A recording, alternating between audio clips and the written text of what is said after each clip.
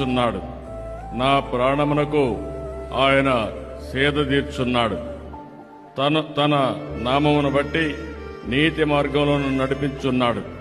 గాఢాంధకారపు లోయలో నేను సంచరించినను ఏ అపాయమునకు భయపడను. నీవు నాకు తోడయ్యుందువు.